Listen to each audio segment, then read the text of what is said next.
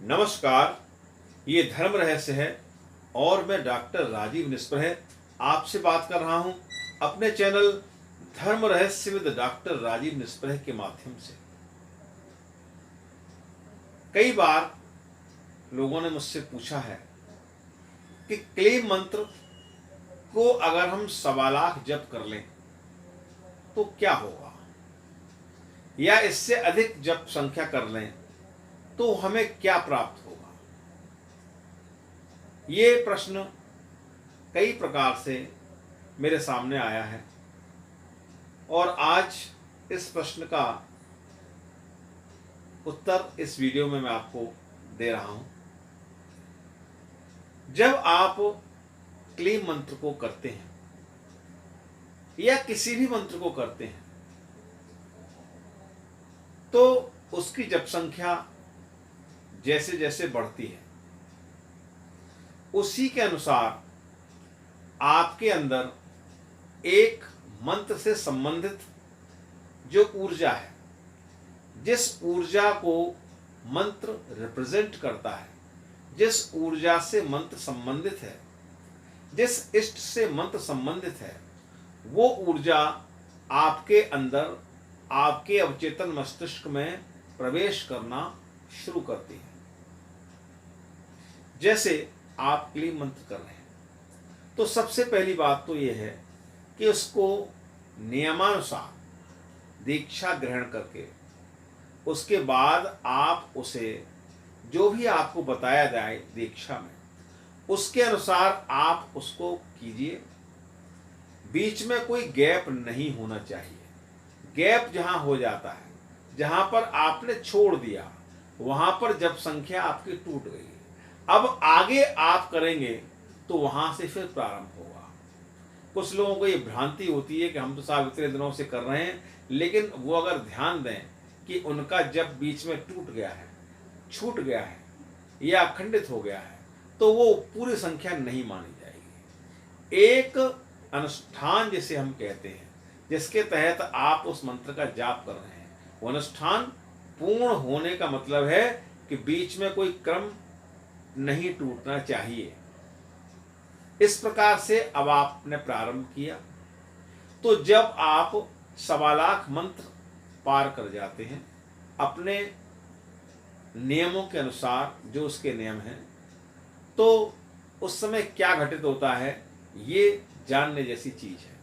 सबसे पहली बात तो ये है कि वो मंत्र जिस इष्ट से संबंधित है उससे रिलेटेड जो भी सकारात्मक ऊर्जाएं हैं, जैसे आप क्लीम करते हैं तो क्लीम मंत्र महाकाली का बीज मंत्र माना जाता है, भगवान श्री कृष्ण का भी बीज मंत्र माना जाता है और कामदेव का भी बीज मंत्र माना जाता है। अब प्रश्न ये पैदा होता है कि आप किस इष्ट को ध्यान में रखकर उस बीज मंत्र को कर रहे हैं, या क्या इच्छा लेकर उस बीज मंत्र को आप कर रहे हैं। जैसे मान लीजिए आप महाकाली को इष्ट मानकर महाकाली का ध्यान करके आप उस मंत्र को जाप कर रहे हैं, तो अब आपके पास जैसे ही 1.25 मंत्र का भंडार होगा, 1.25 मंत्र जाप का हो जाएगा, तो आपके पास कुछ अशरीरी आत्माएं, कुछ ऐसी शक्तियां जो उनके गणों से संबंधित हैं या जो उनके गण हैं, वो आपके आसपास आना प्रारंभ कर देंगे। आपके गिर्द एक ऐसा घेरा बनाना प्रारंभ कर देंगे जो आपको स्पष्ट महसूस होगा कि मेरे साथ कोई है, मेरी रक्षा में कोई खड़ा है, मुझे प्रेरित करने के लिए, मुझे आगे बढ़ाने के लिए, मेरे कामों को करने के लिए कोई मेरे साथ खड़ा है, कोई मुझे सहारा देने वाला है। इस तरह की भावना आपके अंदर जागृत होना प्रारंभ हो जाएगी। और वो जब अगर आप मानसिक भी साथ साथ कर रहे हैं और आप माला के साथ भी कर रहे हैं पूर्ण विधि के साथ, तो आपका अवचेतन मस्तिष्क संकल्पवान हो उठेगा। आप इतने गहरे संकल्प से भर जाएंगे कि अब आप जो भी सोचना प्रारंभ करेंगे, जिस दिशा में भी सोचना प्रारंभ करेंगे, उस दिशा में वो चीजें आपको प्राप्त होती जाएंगी। वो लक्ष्य आपको मिलते जाएंगे। अब यहां पर एक संभलने वाली बात यह होती है कि ऊर्जा हमेशा ही अधोगति में बहने की चेष्टा करती है। अगर आपके पास किसी प्रकार की भी ऊर्जा है तो वो ऊर्जा हमेशा अधोगति में जाने का प्रयास करेगी, ऐसा मान के चलिए। तो उस समय आपको बहुत ही सावधान रहना है कि जो ऊर्जा है, जो भाव आपके अंदर उत्पन्न हो रहा है, उस भाव से अगर आपने अपने क्रोध पर नियंत्रण रखा, अपने लोभ पर नियंत्रण रखा, अपने मन पर नियंत्रण रखा, तो वो संकल्प आपको अधोगति के स्थान पर ऊर्ध्व गति प्रदान करेगा। आपकी चेतना ऊपर उठने लगेगी, आपसे सकारात्मक काम होंगे। लेकिन ऊर्जा चूंकि नष्ट होना चाहती है, इसलिए वो आपसे गलत भी करवा सकती है। वहां पर सावधान रहने की आवश्यकता है कि आप क्रोध में या किसी और दूसरे मत्सर में न पड़े। तो आपको ये याद रखना है कि आप किसी अवगुण में न पड़ें, क्योंकि जिस अवगुण में आप पड़ जाएंगे वही अवगुण मुखर होता चला जाएगा, वही अवगुण आगे आता चला जाएगा, आप उसी में आगे बढ़ते चले जाएंगे, क्योंकि वो संकल्प बल आपका उसी दिशा में आपको ले जाता जाएगा।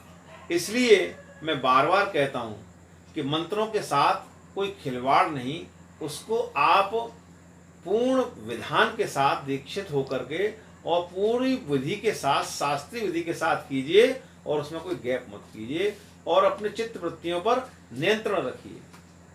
तो जैसे ही आप इस संख्या को पार करेंगे, जैसे जैसे आपका संख्या बढ़ती जाएगी, 1.25 लाख से और ऊपर होती जाएगी, उसी प्रकार से आपका संकल्प बल भी बढ़ेगा। आपके आसपास उस इष्ट की शक्तियां आपको अपने सुरक्षा चक्र में ले लेंगी और आपको महसूस होगा कि आपका कार्य कोई और कर रहा है, आप तो सिर्फ निमित्त मात्र हैं, आप सिर्फ खड़े हुए हैं। आपको सहारा देने के लिए वे सभी शक्तियां उपस्थित हैं और जब कोई आपसे मिलेगा तो सहज ही आपके आकर्षण में आ जाएगा, सहज ही आपकी बात मानने लगेगा। उस समय आपके लिए कुंडली या ज्योतिष अर्थहीन हो जाती है, क्योंकि आपका संकल्प बल इतना बढ़ चुका है कि आप ग्रहों के फेर से, ग्रह जो आपके संकल्प को कमजोर कर रहे थे, क्योंकि ग्रह वास्तव में करते कुछ नहीं, वो आपके संकल्प को कमजोर करते हैं, उसकी वजह से आप कार्य नहीं होते। आप समझते हैं कि किसी ग्रह के कारण कार्य नहीं हो रहे हैं, तो वो वास्तव में इस वजह से नहीं होते। तो वो जब संकल्प बल इस मंत्र के सहारे इतना बढ़ गया तो उनका प्रभाव अपने आप खत्म हो गया। इसके अलावा कोई भी तंत्र मंत्र, कोई भी काला जादू आप पर, कोई भी वशीकरण कार्य करना बंद करता है, बंद करने लगता है। वो आपके ऊपर कार्य फिर नहीं करेगा। फिर आप इतने शक्तिशाली होते चले जाएंगे जैसे जैसे आपका जाप बढ़ेगा कि वो सब चीजें आप पर कार्य नहीं करेंगी। तो इसलिए आप सावधानी पूर्वक इसको कीजिए और अपने मन को नियंत्रित करके कीजिए। हर किसी के लिए ये बात नहीं है, ये ध्यान रखें। अगर मन पर नियंत्रण नहीं किया, अपने अवगुणों पर नियंत्रण नहीं किया, तो आप दिशा भ्रम हो जाएगा, आप गलत दिशा में चले जाएंगे और मंत्र के द्वारा प्राप्त शक्ति शीघ्र ही नष्ट होकर के आपको अधोगति पर ले जाएगी। इसलिए याद रखें कि जब करें पूर्ण करें, बिना गैप के करें और मन को नियंत्रित करके करें। इस वीडियो में इतना ही। मेरी बातों को इतनी ध्यान से सुना, इसके लिए आभारी हूँ। मुझे कमेंट दीजिए, कमेंट बॉक्स में ज़रूर लिखिए कि ये आपको बातें कैसी लगी और मुझे बताइएगा और आप क्या चाहते हैं इस विषय में मुझसे बात करने के बारे में। मैं उस पर फिर आपसे अगली वीडियो में बात करूँगा। नमस्कार, शुभ रात्रि।